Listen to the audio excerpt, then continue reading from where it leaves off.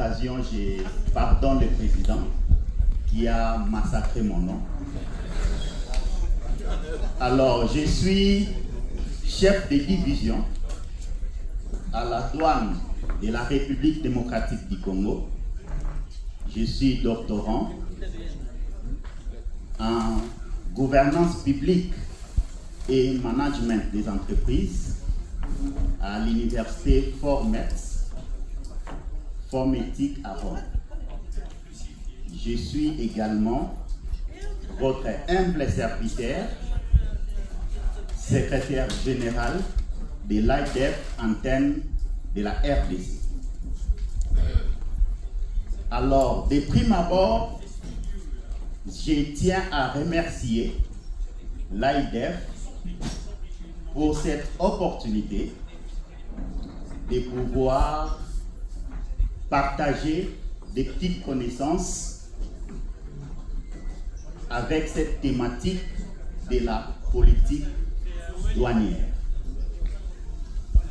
Et je tiens également ici à remercier nos administrateurs de la RDC AIDEF, M. Richard et Mme Christine, pour le rayonnement de l'AIDEF au niveau de la RDC, sans oublier tous mes collègues de l'AIDEF RDC ici présents.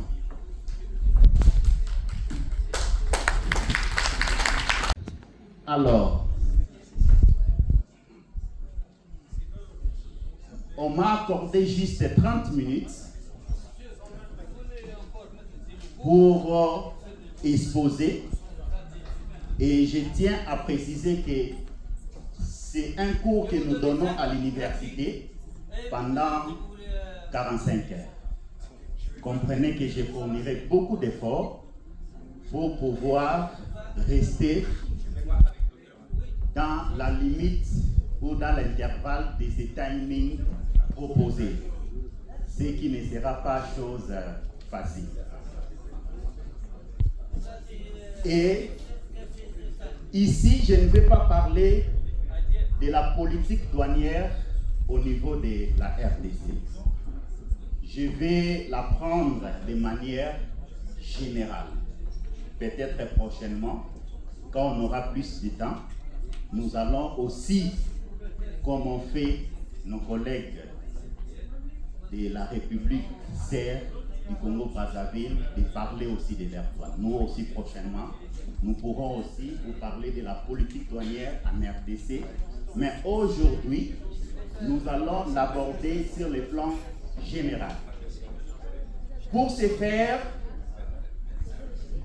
la politique douanière représente un levier stratégique majeur pour 3 raisons. La première raison, c'est que la politique douanière régule le commerce extérieur. Et la question que nous devons nous poser, comment la politique douanière peut réguler le commerce extérieur? Selon le dictionnaire Larousse, réguler veut simplement dire mettre en ordre ou organiser certaines fonctionnalités dans un domaine bien déterminé. Et comme nous les connaissons, la plupart des pays ont pour objectif de produire, et cette production servira à satisfaire au niveau national les consommateurs. Et également, du point de vue économique, la même production peut aussi être exportée afin de ramener les devises dans les pays. Et lorsque les devises seront ramenées dans le pays, cela va constituer le socle des richesses des pays. Et la deuxième raison consiste à la protection de l'économie nationale. Et en ces termes, la douane est appelée, ou les États sont appelés à protéger non seulement les industries locales, mais également les marchandises produites au niveau national contre la concurrence étrangère. Cela voudrait dire, lorsqu'une marchandise est produite dans les pays, l'État est appelé à protéger cette marchandise contre la même marchandise produite ailleurs, pour que cette marchandise-là qui est produite ailleurs ne vienne pas faire disparaître la marchandise produite au niveau national. C'est pourquoi il y a cette concurrence, et dans cette guerre-là, l'État est appelé à protéger d'abord sa marchandise. Et la troisième raison, c'est la mobilisation des ressources. Sur ces points, cela dépend de la vision douanière des pays développés et des pays en voie de développement. Les pays industrialisés ont axé leur politique douanière préalablement sur la sécurité ou la surveillance des frontières. Également, la lutte contre les trafics des produits illicites. Mais par contre, nous autres, qui sommes des pays en voie de développement, nous avons préalablement placé notre politique douanière sur la récolte des impôts à caractère douanier pour financer les politiques gouvernementales. Et c'est de là où l'État se permet d'accomplir son rôle régalien pour pouvoir résoudre certains problèmes.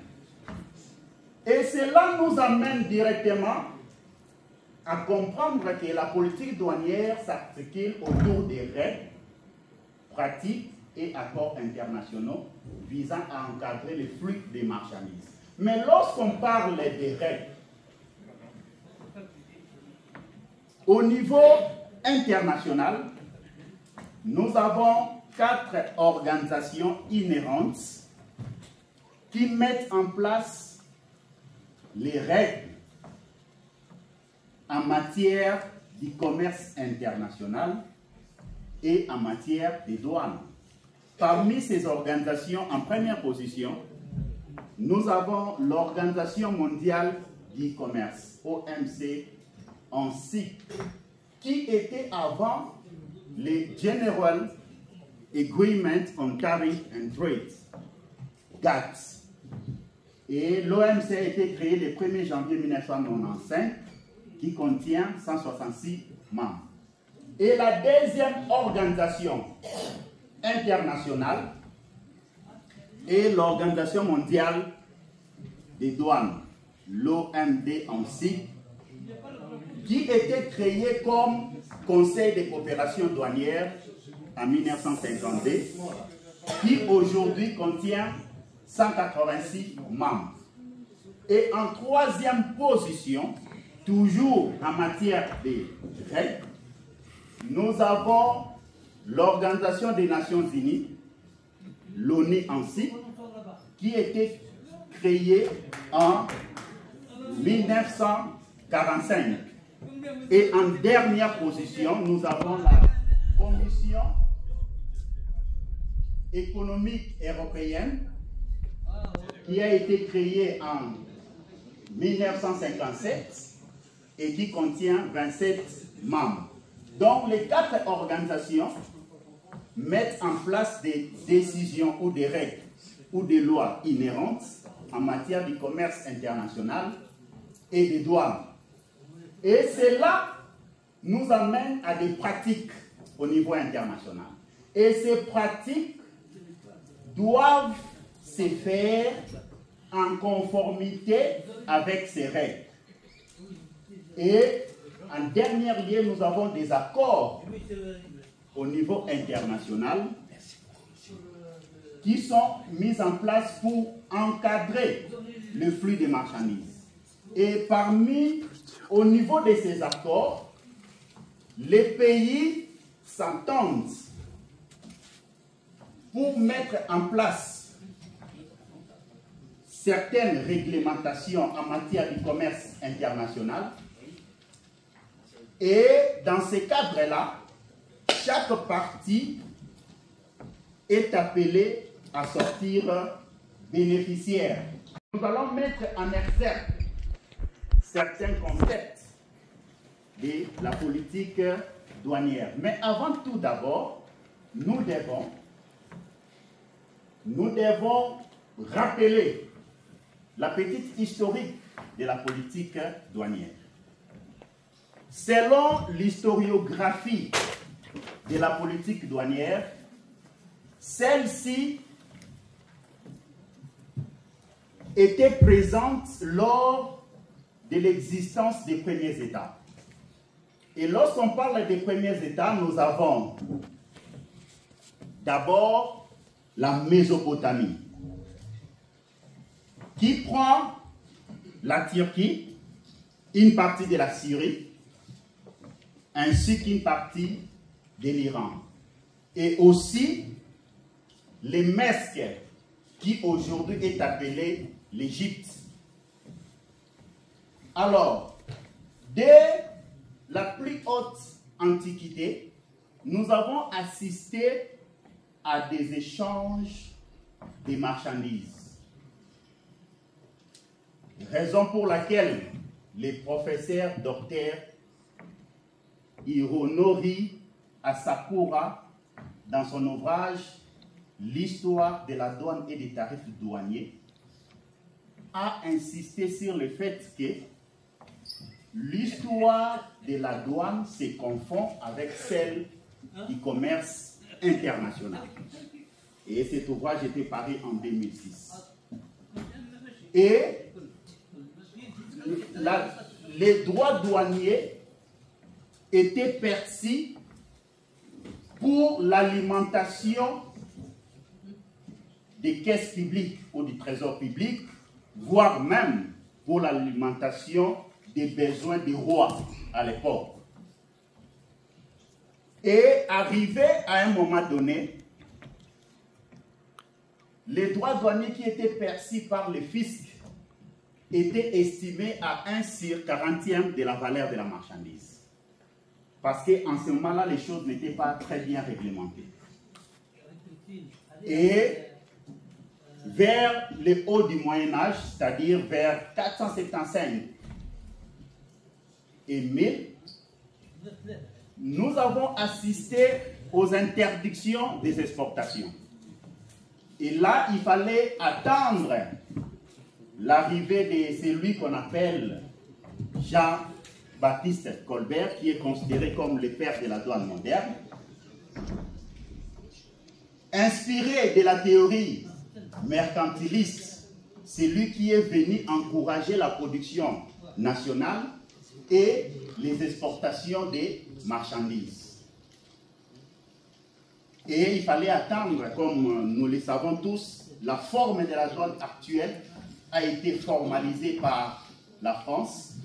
Il fallait attendre l'arrivée entre le XVIIe et XVIIIe siècle des trois intendants financiers français, notamment Trident, Necker et Calonne, qui ont venu apporter une contribution à la douane, celle de supprimer les barrières intérieures. Parce qu'à un moment donné, vous êtes dans un même pays, pour passer d'une province à une autre, il y avait aussi des barrages pour payer la douane. Et eux ont contribué dans ce sens-là pour ramener la frontière uniquement au niveau des séparations entre les deux pays. Maintenant, c'est accessible à tous. Alors, simplement, revenir sur une définition. Alors, il y a une définition, mais je pense qu'il y a autant de définitions que de pays. Mais d'une façon générale, lorsqu'on parle de biens culturels, en fait, on parle de biens matériels. Voilà, c'est du concret. Meubles ou immeubles, qui appartient au patrimoine, à la culture des peuples et des civilisations dans les domaines et catégories définis par chaque pays. On complète, bien qu'il, selon les critères retenus par le pays, va bénéficier d'une protection plus ou moins forte. Propriété du sol, on reviendra dessus, interdiction totale, libre circulation, ancienneté, valeur. C'est vous, chaque État, qui définissez ce qu'est un bien culturel.